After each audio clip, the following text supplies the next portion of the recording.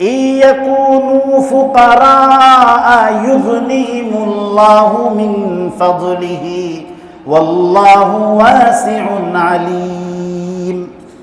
আরে বিয়া করস না, টাকা নাই পয়সা নাই, আমার উপর ভরসা কর, বিবাহ কর, ফকির যদি হয়ে থাকস আমি আল্লাহ তোর ধনী বানাই দেব। আল্লাহ কইছে ধনী বানাই দেওয়ার গ্যারান্টি দিছে। মোহর নগদ পরিশোধ করাটা লাজেম না, তবে কোনো বিবাহের মধ্যে নারী যদি নগদ মোহর পরিশোধ করবার পূর্ব শর্ত সাপেক্ষে বিবাহ বন্ধনে আবদ্ধ, কথা বুঝছেন? নগদ মোহরানা পরিশোধ করবার পূর্ব শর্ত সাপেক্ষে আগাম শর্ত দিছে যে আমি বিবাহ বন্ধনে আবদ্ধ হইতে রাজি আছি, আমার মোহর কিন্তু আগে দিতে হবে। আগে পরিশোধ করার শর্তে যদি বিবাহ বন্ধনে আবদ্ধ হয় তাহলে ওই নারীর পক্ষে স্বামীর সঙ্গে বাসরটাকে না কইরা বিলম্বিত করার অধিকার আছে। আগে মোহর দিবা, তারপরে বাসরে আসো, বিবাহ হয়ে যাবে। কিন্তু মোহর শর্ত লাগাইয়া এটা নারীর আল্লাহ অধিকার দিছে যে আমার আগে পাওনা পরিশোধ করো, তারপরে আমার ঘরে প্রবেশ করো। কিন্তু সে যদি পাওনা পরিশোধ না করে স্বামী, আর স্ত্রী যদি এই শর্তে বিবাহ বন্ধনে আবদ্ধ হইয়াও সে যদি তার সঙ্গে বাসর করতে চায়, শরীয়তে এটাকে খুলে রাখছে যে জায়েজ আছে, করো, তোমার সঙ্গে এখানে কোনো বিধিনিষেধ নাই। এখানে নারীকে সম্মানিত করা হয়েছে, তাকে পাওয়ার দেওয়া হয়েছে এখানে, যে তোমার পাওয়ার এখানে। তো যাই হোক, তো হযরত মুসা আলাইহিস সালামের কাছে তো টাকা পয়সা কিচ্ছুই নাই, তো বিয়া করবো কেমনে? তো বলতেছে ইন্নী উরিদু আন উনকিহাকা ইহদা বনাতাইয়া হাতাইনি আলা আন তাজুরনি 8 হিজাজ। 8 বছর তুমি আমার এই বাড়ির মধ্যে তুমি চাকর খাটবা। আলা আন তাজুরনি 8 হিজাজ। কি করব? ইজারা খাটবো। আমরা দেশ মুনি খাটবা, কামলা খাটবা। এই 8 বছর কামলা খাটবা। 8 বছর কামলা খাটার শর্তে আমি আমার 2 মেয়ের একটারে বিবাহ দেব। ফাইন আতমামতা 10 ফামিন ইনদিক। এই 8 বছরের সঙ্গে আরো 2 বছর তুমি যদি নিজ থেকে যুক্ত করে 10 বছর কামলা দেও, তাহলে এটা তোমার ব্যাপার, আমার উপর মেহেরবানি হইব। ওয়ামা উরিদু আন আশুক্কা আলাইক। তবে 8-এর সঙ্গে আরো 2 বছর যুক্ত করে আমি তোমাকে সংকটে ফেলতে চাই না। ইন্নী উরিদু আন উনকিহাকা ইহদা বনাতাইয়া হাতাইনি আলা أن تأجرني 8 حجج فإن أتممت 10 فمن عندك وما أريد أن أشق عليك। তো প্রস্তাব দিল কয়টা? 2টা। 8 বছর কামলা দিবা, এটা আমার কন্যাকে তুমি যে বিবাহ করতেছো বিবাহের মোহরানা হবে 1। 2 নম্বর হলো তুমি যদি এই 8 বছরের সঙ্গে মানে স্বপ্রণোদিতভাবে আরো 2 বছর আমার বাড়িতে কামলা দেও, তাহলে এটা তোমার পক্ষ থেকে একটা বদান্যতা হবে, আমার পক্ষ থেকে এই জন্যে কোনো পীড়াপিড়ি নাই। তো প্রস্তাব 2টা। অর্থাৎ আল্লাহ তাআলা হজ্জের মধ্যে কি করছেন যে 11 তারিখ 10 তারিখে শুধু এক শয়তানরে কাম করবো 7টা, 11 তারিখে 21টা মারবে। ছোট শয়তান, মাজ্জা শয়তান, বড় শয়তান, 3 7 21। 12 তারিখে আবার 3 শয়তানরে 21টা মারবো, তো 49টা হয়। 49টা পাথর হয়। মুজদালিফা থেকে পাথর কুরান লাগে 70টা। তো 70টা কেন? তো যখন 12 তারিখে কানকর মারা হয়, 21 21 কত 42, আর 42-এর সাথে প্রথম দিনের 7টা, 42-এর সাথে কত হইল 49। এই 49টা লাগতেছে। তো নিতে তো হইতেছে 70টা কমপক্ষে। কেন? যদি আবার 13 তারিখে কাঙ্কর মারে তখন আবার 13 তারিখে 21টা লাগবে। তো আবার 49-এর সঙ্গে 21 যোগ দিলে দেখবেন যে 70টা হবে। এই যে এখন 13 তারিখে কেউ যদি কাঙ্কর মারতে চায়, এটা যেমন আল্লাহ তাআলা সুযোগ দেওয়ার আছেন, এমনিভাবে আবার কেউ যদি ফামান তাআজ্জালা ফি ইয়াওমাইনি ফালা ইসমা আলাইহি ওয়া মান তাআখারা ফালা ইসমা আলাইহি লিমান ইত্তাকা ওয়াত্তাকুল্লাহা ওয়া'লামু আন্নাকুম ইলাইহি তুহশারুন। আল্লাহ তাআলা এখানে বলতেছেন 2 দিনে যদি কেউ হজ সমাপ্ত করতে চায় কোনো সমস্যা নেই। আবার যদি কেউ বিলম্বিত করে 13 তারিখে কাঙ্কর মেরে 70টা কাঙ্কর মেরে তার হজ কমপ্লিট করতে চায়, তার মধ্যেও কোনো সমস্যা নাই। আসল কথা হলো আল্লাহর ভয়, আল্লাহর হুকুম মানা। তো 2 দিন মানে 12 তারিখেও হজ সমাপ্ত করতে পারে চাইলে, আবার ইচ্ছা করলে 13 তারিখেও নিতে পারে। তো এখানেও হযরত শুআইব আলাইহিস সালাম হযরত মুসা আলাইহিস সালামকে বললেন 8 বছর তুমি কামলা দিবা, আমার প্রস্তাব। চাইলে 8 বছরের পরে এই এগ্রিমেন্ট শেষ হয়ে যাইব, আবার চাইলে তুমি নিজ থেকে এই 8 বছরের সঙ্গে স্বপ্রণোদিত হয়ে আরো 2 বছর এগ্রিমেন্ট তুমি বাড়াইতে পারবা। ফাইন আতমামতা 10 ফামিন ইনদিক ওয়া মা উরিদু আন আশুক্কা আলাইক। তোমাকে তোমার উপর আমি সংকট সৃষ্টি করতে চাই না। 2 প্রস্তাব, সাতাজিদুনি ইনশাআল্লাহু মিনাস সালিহিন। এই যে 2 প্রস্তাব দিলাম, এই 2 প্রস্তাব বাস্তবায়নের ক্ষেত্রে হে মুসা তুমি আমাকে একজন ভালো মানুষই পাইবা। এমন না যে আপাতত কি করব, আমাদের দেশে কি করে সব ব্যবসার মধ্যে যত খারাপি আছে এই সব খারাপিগুলি ইংরেজরা শিখাইছে, বিদেশিরা এগুলি শিখাইছে। ধোঁকা মোবাইল কোম্পানিগুলি কি করে, দেখবেন যে আপনার এতটার থেকে এতটা পর্যন্ত সব ফ্রি নিলে এই এই এই এতগুলি আপনার আরে বাবারে সব মাগনা দালাইছে। এরপরে খোঁজ নিয়ে দেখবেন যে আপনার আম সালা সারাতে লয়ে গেছে, ধোঁকা দিতেছে। অনেক অফার বিভিন্ন প্রতিষ্ঠানগুলোর মধ্যে আপনারা দেখবেন যে মাল সেল করার জন্য অফার দেয়, যে এটা পুরস্কার, এই পুরস্কার, সেই পুরস্কার, বিভিন্ন ইয়া করে। আবার এটা এমন টেকনিকে এটা নিজেদের মধ্যে রাখে, বাটপারি।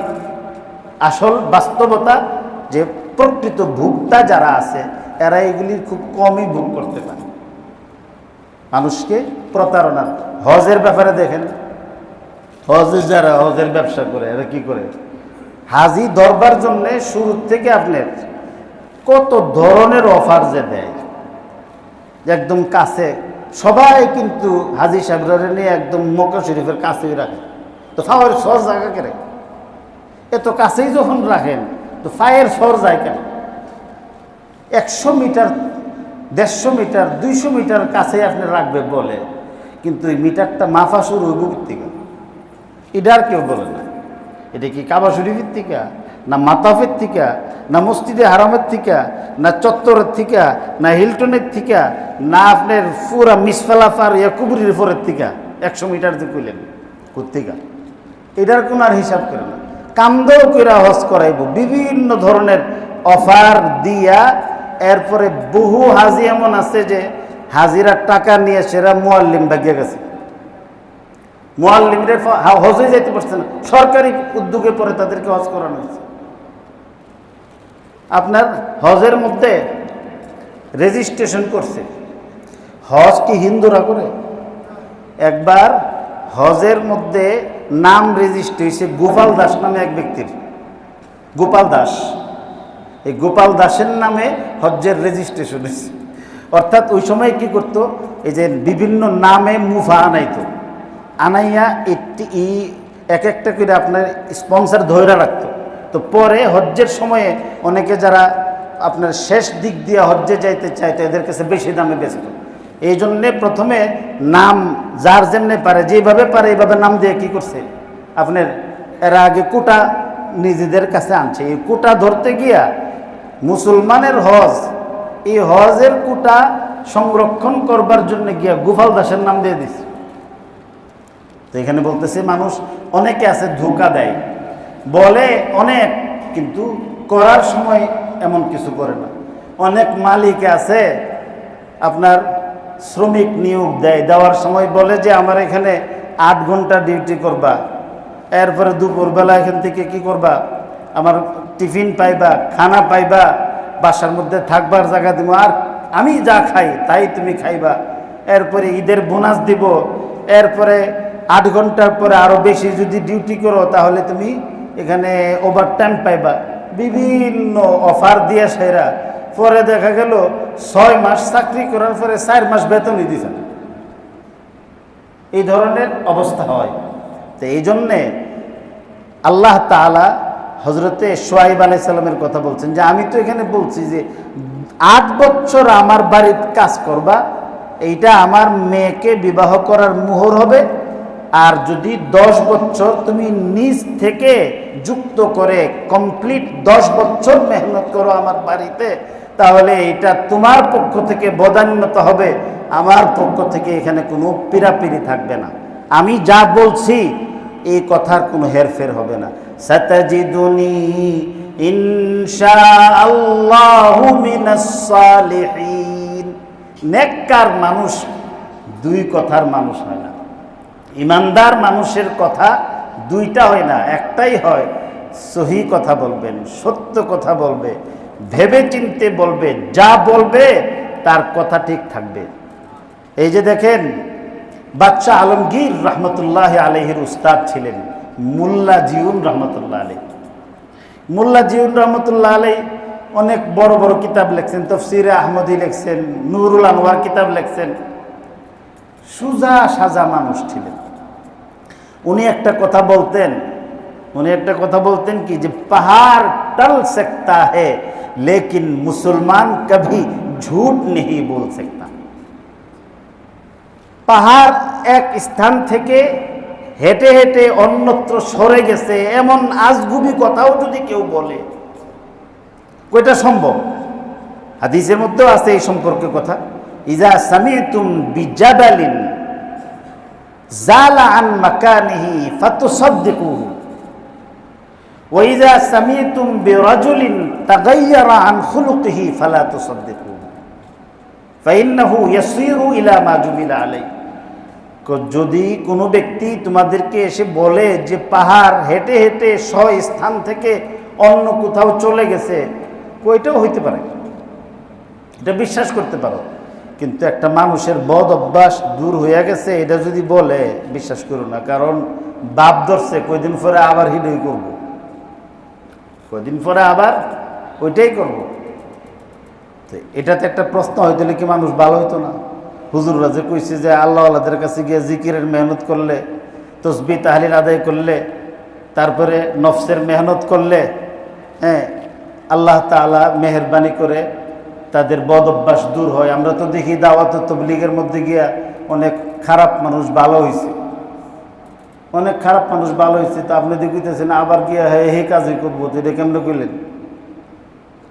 তো বলে যে মানুষের ভিতরে যে স্বভাব থাকে, যেমন একটা মানুষের বদ অভ্যাস হলো রাগ। এটা রাগ, এই রাগটা কখনো তার দূর হতো না। তাহলে এই মেহনতের দ্বারা কি করছে? এই লোকটা তার বদমেজাজটারে সে অজাগার মধ্যে মার সঙ্গে, বাপের সঙ্গে, মুরব্বীরার সঙ্গে সে মেজাজ দেখাইছে। যখন এই মেহনতগুলি করে, তো মেহনতগুলি করার পরে আল্লাহ তাআলার দয়ায় তার এই মেজাজটা টার্গেট চেঞ্জ করে দেয়। আগে যেমন কি করত, বালামেন্টের সঙ্গে কি করত, খারাপ কাজ করত, মানে মেজাজ দেখাইতো মার সঙ্গে। এখন মার সঙ্গে মেজাজ দেখাইতো না, যার সঙ্গে মেজাজ দেখান দরকার হেরে দেখ, যেখানে মেজাজ দেখাইতে শরীয়তে বলছে মেজাজ দেখাইব। লোভ মানুষের একটা বদ অভ্যাস, এটা কোনোদিন যাইতো না। লোভ কি করবে? তার এই লোভ আমার মধ্যে থাকলে এটা থাকবে। এখন আল্লাহ আল্লাহর দরবারে গেলে কি করব? এক সময় তার লোভ ছিল খাওয়ানোর, আরেকজনের টাইম না খালি খাইতো। তো এই জিকিরের মেহনতের দ্বারা তার টার্গেট চেঞ্জ করে দিচ্ছে। এখানে খাওয়ানোর যে একটা লোভ আছিল, এই লোভটা এখন আছে, খাওয়ানটার বদলে খাওয়ানোর মধ্যে লাগাই দিচ্ছে। এখনো তার লোভ আছে, এখন আর খায় না, এখন কি করে খাওয়ায়, এখন খালি খাওয়াইয়া করে। এক সময় গুনাহের মধ্যে সময় বেশি দিত, নামাজ পড়তো না, আল্লাহ খুদারে ডাকতো না, না ডাকার মধ্যে লিপ্ত থাকার বদ অভ্যাস আছিল। ঘন্টার ঘন্টা সে গুনাহের মধ্যে লিপ্ত ছিল, সময় দিছে, এখনো তার মধ্যে এটা থাকবো। তো আল্লাহওয়ালার কাছে যাওয়ার পরে সিনেমার মধ্যে, গুনাহের মধ্যে ঘন্টার ঘন্টা যে সময়টা দিত, টার্গেট চেঞ্জ করে দিছে।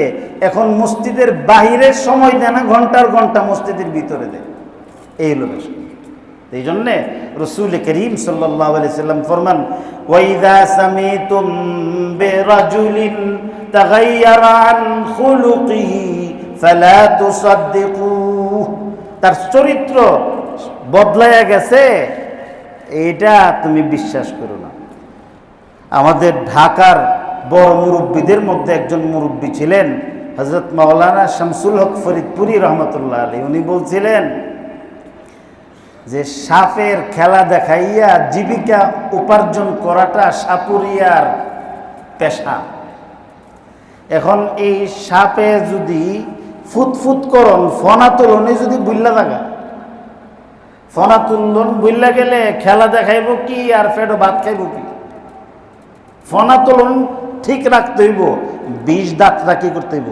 ভাঙ্গা দিতে হইব, ২০ দাঁতরা ভাঙ্গা দিতে হইব। তো নফস আমার ভিতরে, আপনার ভিতরে যেটা আছে, এটা মাইরা ফেললে তো সে মানুষই মারা দেব। নফসটারে মারণ যায় না, এটারে পুষ মানানো লাগে, এই পুষ মানার কাজ করে। তো যাই হোক, হযরতে শুআয়ব আলাইহিস সালাম বললেন, সাতাজিদুনি ইনশাআল্লাহু মিনাস সালিহিন, আল্লাহ চাহে আমাকে একজন সৎ লোকদের অন্তর্ভুক্তই তুমি খুঁজে পাবে, অসৎ লোক না। মানে যা বলছি তাই ঠিক আছে, এর বাইরে কিচ্ছু কমন।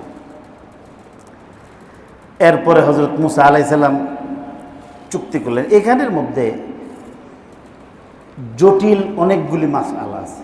প্রথম মাসআলা হলো, যেটার আংশিক আমি গত আলোচনায় বলছিলাম, যে কোনো একজন ব্যক্তি যদি পয়সা ছাড়া কাম কইরা দেওয়ানের বিনিময়ে কোনো মহিলাকে বিবাহ করতে চায়, যেমন এখানে হযরত শুআয়ব আলাইহিস সালাম ওনার মেয়েকে বিবাহ দিয়েছেন হযরত মুসা আলাইহিস সালামের কাছে। কাজ করে দেওয়ার বিনিময়ে যদি কেউ বিবাহ করতে চায়, এই কাজটা মোহর হওয়ার যোগ্যতা শরীয়তের দৃষ্টিতে রাখে কিনা, কাজ করে দেওয়া। যেমন মনে করেন বউ কয়ে দিছে, পয়সাওয়ালা বিড়ির মানে বাপের মেয়ে, তার বাবার টাকার অভাব নাই, পয়সার অভাব নাই, আমার বাড়িও আছে, আমার গাড়িও আছে, গুলশানে থাকি, বনানীতে থাকি, ধানমন্ডি থাকি, আমার কোনো কিছুর দরকার নাই, আপনি খালি আমার বিবাহ করবেন আর আমার মাথা টিপ্পা দিবেন, হাত পাও টিপ্পা দিবেন, আঙ্গুল ফোটাই দিবেন, কয়ে দিছি। এখন বেডি একটা প্রস্তাব দিয়ে দিল আর কি, যে কোনো কিছুর দরকার নাই, খালি আপনি আমার আত্মাও টিপবেন, আত্মাও টিপ্পা দিবেন আর খাইবেন, আমি আপনার আমার জামাই বানাইয়া ঠ্যাঙ্গের উপর ঠ্যাং তোলাইয়া সারা জীবন পার করাবো। আর মনে করেন যত, এখন তো এই ধরনের দুঃখ আরম্ভ হয়েছে, আর মনে করেন যারা বিয়া করছে না, ঘোরাঘুরি করতেছে, দোয়া করে যে আল্লাহ এইটা যদি আমার হয়ে দিত, আল্লাহ ধানমন্ডির মধ্যে বাড়ি আছে, বনানীর মধ্যে বাড়ি আছে, গুলশানের মধ্যে বাড়ি আছে, গাড়িও বলে আছে, টেহা পয়সাও দিব, কোনো কিচ্ছু লাগবে না, এইটাই তো চাইতেছি। যাইনি আপনার কিডনির থেকে শুরু করে কলিজা গুরদার আর কুস্তা রাখতো না, সাড়ে তেল হয়ে দেবো, যাইনি। সাতাজিদুনি ইনশাআল্লাহু মিনাস সালিহিন আর হইতো না, একেবারে সব শেষ। তো যাই হোক, তো হযরতে মুসা আলাইহিস সালাতু ওয়াস সালাম এই যে বিবাহ করছেন, তো এখানে মাসআলা হলো কাজের ধরন ভিন্ন। কিছু কাজ আছে যেগুলো শারীরিক খেদমতের, কিছু কাজ আছে যেগুলি আপনার স্ত্রীর জন্যে জরুরি, স্বামীকে করা, স্বামীর হক স্ত্রীর উপরে, স্বামীর হক হইল স্ত্রীর উপরে যে কাজগুলি করা, স্বামীর খেদমত করা স্ত্রীর হক। স্ত্রী স্বামীর খেদমত করবে। এই জন্যে কোনো কোনো রওয়ায়াতের মধ্যে আছে যে রিদার রব ফি রিদার জাউজ, স্বামীর সন্তুষ্টির ভিতরে রব্বুল আলমিনের সন্তুষ্টি নিহিত থাকে। স্বামী রাজি হইলে আল্লাহও রাজি, স্বামী বেরাজ হইলে আল্লাহও বেরাজ। এই জন্যে স্বামীর খেদমত করাটা এটা স্ত্রীদের উপর নৈতিক দায়িত্ব। আর স্বামীর উপর স্ত্রীর ভরণ পোষণ দেওয়াটা নৈতিক দায়িত্ব। স্বামী বউ পালবো আর বউ স্বামীর খেদমত করব। এখন এই ধরনের কোনো খেদমত, যে খেদমতগুলো স্ত্রীরা স্বামীদেরকে করে থাকে, এই ধরনের কোনো খেদমত যদি মোহরানা হিসাবে শর্ত আরোপ করে, তাহলে শরীয়তের দৃষ্টিতে এই কাজগুলি মোহর হওয়ার যোগ্যতা রাখে না। যেমন কেলে মাথা টিপা দিব, আও টিপা দিব, রান্নাবান্না করে দিব, তারপরে ঘর জায়রে দিব, বিছনা কি করে দিব, আপনার ইয়া করে দিব, এরপরে চুল আশ্রয় দিব, উহুন মেরা দিব, বুঝছেন নি? আছে না বিদেতের যে বিকালবেলা মাথা কি করবো বেলে দিয়ে দিব, এমন কতগুলি শর্ত লাগাই দিচ্ছে। তো এই সমস্ত জিনিসগুলি বিবাহের মোহর হইতে পারত না। আর এখন স্ত্রীর দোকান আছে, দোকানে একজন কর্মচারী ম্যানেজার লাগবে। এখন বলছে যে আমি তোমাকে বিবাহ করব এই শর্তে যে তুমি আমার ম্যানেজারের এই কাজটা 10 বছর বিনা পয়সায় করুন লাগবে। এই ম্যানেজারি করাটা এটা বিবাহের শর্তের অংশ না। এই স্বামীরে যদি ম্যানেজার না বানায়, আর একজন লোককে ম্যানেজার বানাইলে তার পয়সা দেওয়া লাগবে। তো যেই পয়সাটা হইতো এটাই 10 বছরে যা যে অ্যামাউন্ট হবে এটা তার মোহর হওয়ার যোগ্যতা রাখে। এটা ফতোয়ার কিতাবের মধ্যে বিশেষ করে হযরত মাওলানা মুফতি শফি সাহেব রহমতুল্লাহ আলাইহি সম্পর্কে লিখছেন। এখন এখানে একটা শর্ত, এখানে তো হযরত সোহাইব আলাইহিস সালামের মেয়ে ছিল 2 জন, আর হযরত সোহাইব আলাইহিস সালাম একজন। হযরত সোহাইব আলাইহিস সালাতু ওয়াস সালাম অন্ধ ছিলেন, বৃদ্ধ ছিলেন, বিবাহ পড়াইছে, কাজী আনলো কর্তিকা, সাক্ষী কই? এর মধ্যে সাক্ষীর জন্য অন্তত 2 জন কি লাগে? পুরুষ লাগে। তো 2 জন পুরুষ তো এখানে নেই, অথবা একজন পুরুষ 2 জন নারী। তো ওনার যদি একজন ছেলে যদি থাকতো, আর সাথে যদি কি হইতো, আরও আপনার ওনার 2 মেয়ে হইতো, তাইলে হয়তো আপনার ইয়া হয়ে যেত। তো তাহলে বিবাহ সহি শুদ্ধ হওয়ার জন্যে শর্ত যেটা, সেটা হলো ইজাব লাগবে, কবুল লাগবে। একজন প্রস্তাব দিবে আর একজন প্রস্তাব গ্রহণ করবে। আবার ইজাব এবং কবুল, প্রস্তাব দান এবং প্রস্তাব গ্রহণ এক মজলিসে হওয়া লাগবে। তো এটার মধ্যে আরও মাসালা আছে আমাদের দেশে। আমেরিকা হইল পাত্র, বাংলাদেশে হইল পাত্রী, বিবাহের লাগে আইছে। এগুলির মাসালা আছে, দরকার লাগলে পরে আইনে নহন ইশারাতে এগুলি বলতে গেলে আমার হয়ে গিয়ে আর যেতাম না, আমার মূল জায়গার মধ্যেই পরে যাইতে পারবো না, আবার সময়ও নাই। তো যাই হোক, তো এখানে 2 নম্বর হইছে যে সাক্ষী লাগবে। বিনা সাক্ষীতে বিবাহ হয় না। জিনা আর বিবাহ এই দুইটার পার্থক্য হলো সাক্ষী। কারণ জিনার মধ্যে সম্মতি আছে, বিবাহের মধ্যেও সম্মতি আছে। তাহলে পার্থক্য কি? যে বিবাহের মধ্যে সাক্ষী আছে, জিনার মধ্যে সাক্ষী নেই। ব্যভিচারের মধ্যে তো বিবাহের চেয়ে আরো বেশি সম্মতি, আরো বেশি সম্মতি। 2 জনেই খুব সতর্কতার সঙ্গে একজন আরেকজনের সাথে না যায় গিয়া মিলিত হয়েছে। খালি রেজামন্দি সম্মতি থাকলেই চলতো না, এটা শরীয়ত সিদ্ধ পন্থায় সম্মতি লাগবে। আর শরীয়ত সিদ্ধ হওয়ার জন্য সাক্ষী লাগবে। তো এখানে তো সাক্ষীর কোনো উল্লেখ নেই। মুসা আলাইহিস সালামের বিবাহ কেমনে হইল? এই জন্যে এই কিতাবের মধ্যে 2টা জবাব লিখছে। একটা হইছে যে আদমে জিকির, আদমে শাইকি মুস্তালজিম নিহি, এখানে সাক্ষীর কথা, এখানে A to Z ঘটনার বিবরণ দেওয়াটা উদ্দেশ্য ছিল না। এই জন্য বিবাহ যেভাবে দেওয়া সেভাবেই দিছে। এই কথাটা এখানে উল্লেখ করে নাই বলে এখানে সাক্ষী ছিল না, এটার প্রমাণ বহন করে না, 1 নম্বর। 2 নম্বর হলো হযরত সোহাইব আলাইহিস সালামের শরীয়তের মধ্যে বিবাহের সময় সাক্ষীর প্রয়োজন পড়ত না। ওনার শরীয়তের মধ্যে। যেমন হজরতে আদম আলাইহিস সালাতু ওয়াস সালামের শরীয়তে আপন ভাই আপন বোনকে বিবাহ করতে পারত। আপন ভাই বোনের মধ্যে বেশ কম ছিল কি, হজরত আদম আলাইহিস সালামের এক জোর করে ছেলে মেয়ে হইতো, একটা ছেলে একটা মেয়ে হইতো।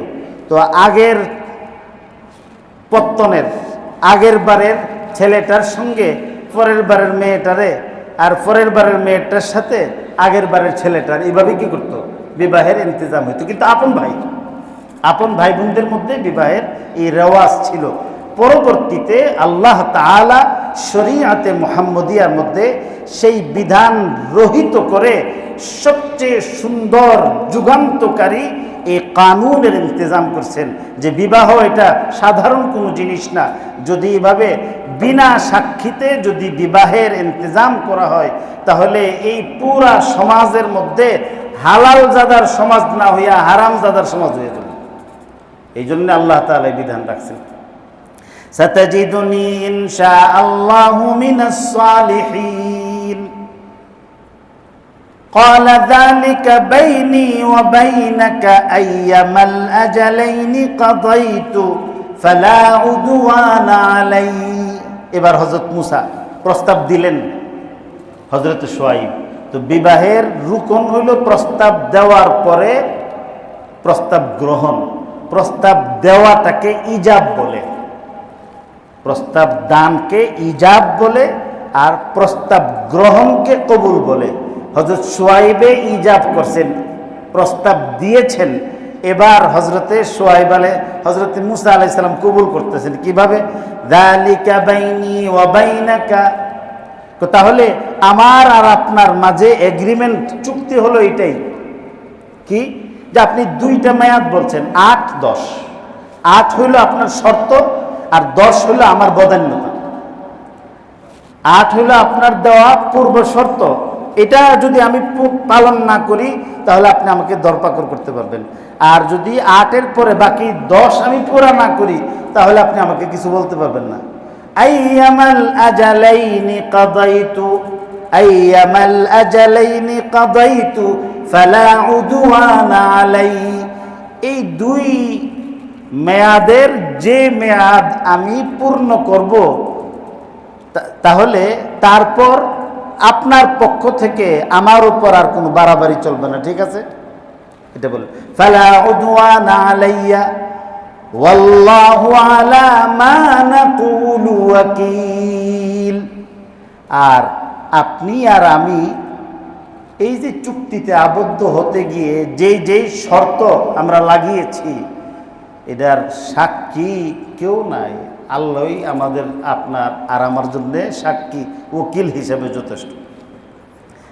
2 জন মানুষ যদি বালা, 2 জনেই ইমানদার, তো 2 ইমানদারের মধ্যে কখনো ঝগড়া হয় না।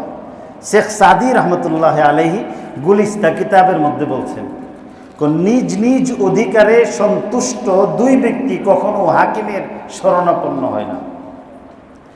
নিজ নিজ অধিকারের উপর সন্তুষ্ট এমন 2 ব্যক্তি কখনো হাকিমের দরবারে যায় না। আমার যেটা আছে এটা নিয়ে আমি খুশি, আপনার যেটা আছে এটা নিয়ে আপনি খুশি আছেন, তো কাজ যাবো কেমনে? বাংলাদেশের মধ্যে যত মসজিদ আছে না, মসজিদের কথা বলে মাহবুব ভাই আবার চিন্তা দেন গা, মসজিদের মধ্যে প্রায় জায়গার মধ্যে আছে কি জানে না, মুয়াজ্জিন ইমাম সাহেবদের মধ্যে একটা দূরত্ব সৃষ্টি হয়ে থাকে। এটা শুধু ওনাদের কারণে না, মুসল্লিদের কারণেও হয়। মুসল্লিরা অনেক সময় কি করে, হুজুর আপনি যে আজকে যে নামাজ পড়াইছিলেন, আপনি যখন দল লিনকে টান মারছেন না, তখন মনে হয়েছে কুলজাটা সিরালাইছেন হুজুর, ইমাম সাহেব কিতা পড়া। আপনি একদিন মাঝে মাঝে আপনি নামাজ পড়াইন। তো এইভাবে আস্তে আস্তে পুশিং করতে করতে এরপরে আবার ইমাম সাহেবের কাছে গিয়া করেছে, হুজুর মুয়াজ্জিন সাহেব তো মনে হয় আপনার মানেছেন না, উনি মনে হয় আবার ইমাম হয়ে যাবো কিনা। তো এইভাবে আপনার একটার সাথে আরেকটার নিয়ে কী করে লাগায়, সব লাগা, বাতাস ফাতা তো লড়তেছে ঠিকই, বাতাসটা কি কেউ দেখেনি। আর এইভাবে পরিবেশ নষ্ট করে। তো মুয়াজ্জিন সাহেব যদি মুয়াজ্জিনের জায়গার মধ্যে থাকে, খাদেম সাহেব যদি খাদেম সাহেবের জায়গার মধ্যে থাকে তো ইমাম সাহেবের সাথে কাজ হইব কেমনে, ঝগড়া হইব কেমনে? এটা খুব ভালো করেই জেনে রাখা উচিত যে ইমাম সাহেব আর মুয়াজ্জিন সাহেব যদি ইখতিলাফ করে, মানছে ইমাম সাহেবরে দৌড়াইয়া মুয়াজ্জিনরে ইমাম বানাইতো না কোনোদিন, আরেক মসজিদে ইমাম হইতারে।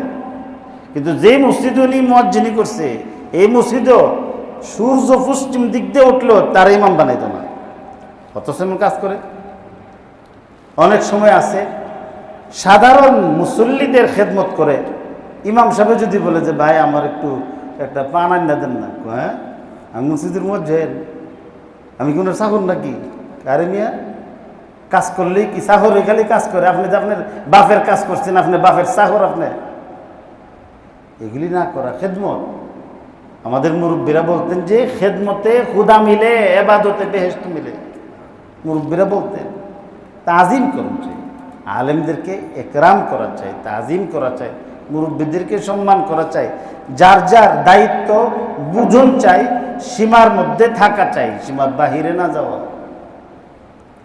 এই জন্য উনি বলতেছেন আইয়ামাল আজালাইনি কাদাইতু ফালা উদওয়ানা আলাইয়া ওয়াল্লাহু আলা মা নাকুলু ওয়াকিল।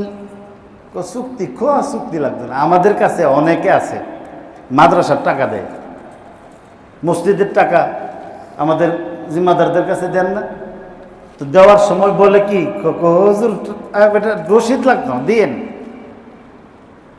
এর লাগি যে তার এতটুকু আস্থা আছে যে এই লোকের জান যাইতে পারে, আমানত নষ্ট হইত না।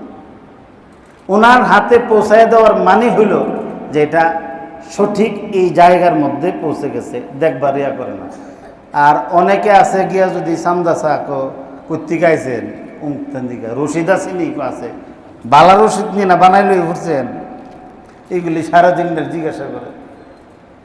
একজনে গেছে 10 লাখ টাকা দিয়া কইতেছে হুজুর বেশি দিতাম পারছি না, আর আরেকজনে গেছে হ্যাঁ 20 টাকা দিয়ে কইতেছে জানি গা ব্যবসা বাণিজ্য ভালো না, কারে বাড়াই দিন না জান, তখন জানতুন দেখি কিভাবে। ইমানদার মানুষের মধ্যে কোনো ইয়া নাই, কোনো দূরত্ব নাই, এবং তাদের মধ্যে কোনো কেওয়াজ নাই, কোনো ইখতিলাফ নাই, কোনো আদাওয়াতি নাই, কোনো দুশ্মনী নাই। আল্লাহ তাআলা তাদেরকে মিল মহব্বতের জিন্দিগি দিচ্ছেন। এই মসজিদগুলি মাদ্রাসাগুলিকে এমন সুন্দর রাখাটা, এটা আমরা যারা খেদমত করি আমাদের নৈতিক দায়িত্ব। আমরা আমাদের যার যার জায়গার মধ্যে থাকি, জিব্বা যতক্ষণ পর্যন্ত জিব্বার জায়গার থাকে দাঁতের কামড়ও ভরে না। আর জিব্বা যখন তার নিজের জায়গা অতিক্রম কইরা যখন বর্ডার লাইন ক্রস করে, তখন দাঁতে কামড় দা দইরা কয়েছ ফাউ দিয়ে ওঠে, তখন আর মুরগির রান খাইতে পারে না, তখন নিজের জিব্বা লইয়া থোতা লইয়া তখন টানাটানি আরম্ভ হয়। কামড় ফুরবো, জাগাত থাকলে কামড় ফুরতো না, কামড়টা ফুরবো কি আরেক বেটার গালো না নিজের গালো? নিজের গালোই ফুরবো। জাগাত থাকলে নিজের গালোও ফুরতো না, আরেক বেটার গালোও ফুরতো না।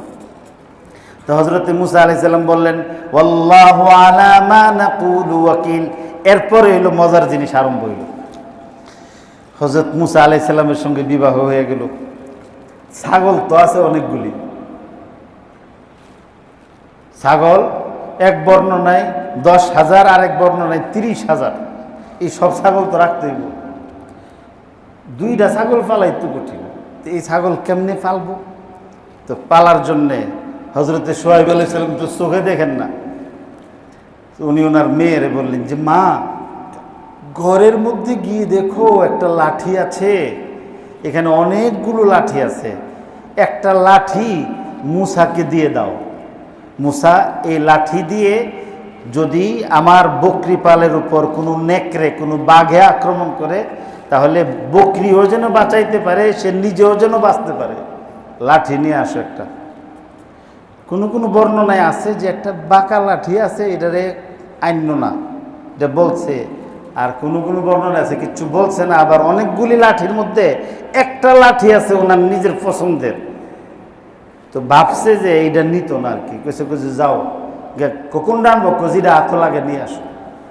তো ওনার স্ত্রী হযরত মুসা আলাইহিস সালামের স্ত্রী গেলেন, গিয়ে সেখানের মধ্যে এটা একটা তেলেসমতি লাঠি। এই লাঠিটার হাত যখন দিছে, দেওয়ার পর একটা লাঠি হাতের মধ্যে লাগছে, অন্ধকার।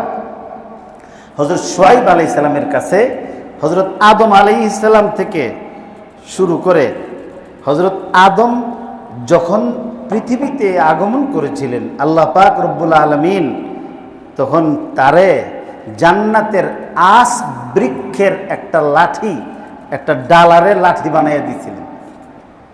এই লাঠিটা হযরতে আদম আলাইহিস সালাম থেকে হযরতে নূহ আলাইহিস সালামের কাছে, ইব্রাহিম আলাইহিস সালামের কাছে আসছে। হযরত ইব্রাহিম আলাইহিস সালামের কাছ থেকে পরে এটা নূহ আলাইহিস সালামের কাছে আসছে, এবং নূহ আলাইহিস সালামের কাছ থেকে পর্যায়ক্রমে আস্তে আস্তে এটা হযরতে শুআয়ব আলাইহিস সালামের কাছে আসছে। কিভাবে আসছে? যে একদিন অপরিচিত একজন আগন্তুক ব্যক্তি, যারে জীবনে তিনি দেখেন নাই এবং কোনোদিন মোলাকাত হয় নাই, এই এলাকার মাদায়েন এলাকার লোক না, উনি আইসা বললেন যে হুজুর, আপনি তো বয়স্ক মানুষ, বৃদ্ধ মানুষ, চোখে টেকে দেখেন না, এই লাঠিটা রাখেন, এটা কিন্তু সাংঘাতিক লাঠি। কি লাঠি? কইছে এটা এমন একটা লাঠি, লা ইয়াখুযুহু গায়রু নাবিয়্যিন ইল্লা আকালাতুহু। নবী রসুল ছাড়া কেউ যদি এই লাঠিটা ধরে, তো লাঠিটা গরমিয়া রাখলে এই লাঠি রাত্রে বাইরে হেরে মেরে ফেলে। যার এটা ফাগলা লাঠি, আত গেলে নিজে নিজে এটা কি তিলিসমতি শুরু, ফিরাফিটি শুরু করে। তো নবী যদি হয়, রসুল যদি হয়, তার হাত গেলে এই লাঠি কি শান্ত। আর যদি অন্য কেউ এটা ধরে, তো লেখছে খাইয়া ফেলে এটা। আমরা অনেক সময় বলি না, এই চিনোস আমি কে, একদম কিন্তু খাইয়া ফেলুম। মানুষ কি মানুষকে খাইয়া ফেলে কি করে? মানে পিটাইয়া একদম লাশ বানাইয়া ফেলুম। তো তাফসীরের কিতাবের মধ্যে লেখছে, লা ইয়াখুযুহু আহাদুন গায়রু নাবিয়্যিন, লা ইয়াখুযুহু গায়রু নাবিয়্যিন ইল্লা আকালাত, লা ইয়াখুযুহা। এটাকে যেই গ্রহণ করবে, যেই ধরতো, আর সে যদি নবী রসুল না হইতে একবারে খাইয়া ফেলত। আমার এই লাঠিটা রাখেন, উনি তো নবী, কাজে ওনার তো কোনো ভয় নাই। আমানত দেয়া গেলাম। তো আমানতের মাল, এই যে অনেক সময় টাকা পয়সা দেওয়া যায় না, দোকানদার যারা ব্যবসা করেন, যারা সৎ ব্যবসায়ী আমানতদার, ওনাদের কাছে অনেক মানুষ কি করে, নামাজ কয়টা, আজান কয়টার সময়, 8:30, হ্যাঁ। তো যখন আপনার এই যে ব্যবসা করে ভালো মানুষ হইলে তার কাছে কি করে মানুষ এনে টাকা রাখে, যে টাকা রাখেন, তো দিয়েন, ব্যবসা করতে থাকেন, আমার লাগলে আপনারা জানাবো, পরে দিয়েন। এমন বহু মানুষ আছে যারা ব্যাংকে টাকা না রেখে সৎ ইমানদার ব্যবসায়ীদের কাছে টাকা জমা রাখে। তো হযরত শুআয়ব আলাইহিস সালামের কাছে এই লাঠিটা দিচ্ছে যে এটা রাখেন আপনারা, তো উনি রাখছে। তো আমানতের এই টাকা রাখলে যদি মালিকের কাছ থেকে খরচ করার অনুমতি না নিয়ে রাখে, তাহলে মুরব্বিয়ানে কেরাম বলেন যে এই টাকার ভাঙতি দেওয়াও জায়েজ না, খরচ করবো দূরের কথা। তো হযরতে শুআয়ব আলাইহিস সালাম উনার মেয়েরে বললেন যে যাও, অন্ধকারের মধ্যে লাঠি আছে, একটা লাঠি আইন না মুসারে দিয়ে দাও। তো উনি গিয়ে যখন টান দিছে, তো একটা বাঁকা টাকা সুজাও না একটা লাঠি দিয়ে আইছে। তো আনার পরে উনি তো চোখে দেখেন না, উনি ধরছেন এভাবে ধরে, না না না এই লাঠি দেওয়া যাবে না, তাড়াতাড়ি এটা থুয়ে আসো, আরেকটা লাঠি নিয়ে আসো। তো এটা নিয়ে থইয়া এরপরে আবার যখন হাত দিছে, তা আবার এই দুই আইছে, বুঝলিছে, হাত্তা আখাযাতহা সাবআ মাররাত, 7 বার পাঠাইছে, 7 বারই হাত দিলে এই লাঠি দেয়। তো হযরত শুআয়ব আলাইহিস সালাম বুঝলেন যে লাঠি তো তিলিসমতি লাঠি, নবী ছাড়া কারোর হাতে গেলে হেরে পিটাইয়া ভাবদশা ধরায়, আর এখন আমার মেয়ের পাঠাইলে খালি আমার মেয়ের হাতও লাগিয়ে আইসা পরে ঘটনা কি। এখন মুসা আলাইহিস সালাম রে কইছে, লাঠি কোনটা নিব? আমি এটাই নিব। আরেকটা লেখো না, দিলে এটাই দিন।